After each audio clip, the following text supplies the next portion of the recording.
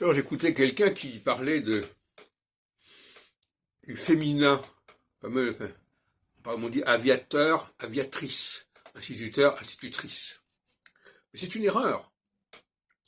Il y a une règle en français qui veut que lorsque un mot se termine par un mot n'est pas terminé par un E, la consonne finale ne se prononce pas. On dit par exemple les effets, on ne dit pas les effets, parce qu'il n'y a pas un E après T. On dit rejet et pas rejette.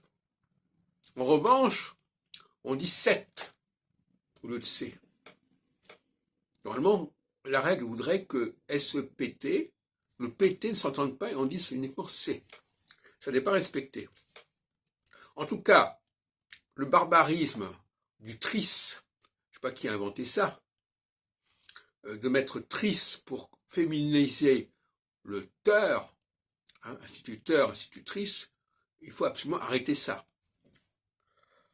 Donc, on voit bien que le français est à la dérive à ce niveau-là, même s'il a des fondements beaucoup plus solides que d'autres langues, et qu'il les respecte.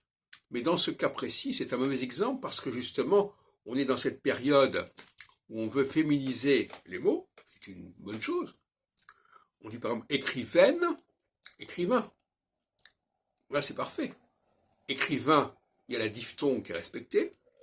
En mettant un E, on supprime la diphtongue, on ne dit pas écrivain, on dit écrivaine. Donc là, c'est correct. Donc il y a des cas où c'est correct et des cas où c'est pas correct.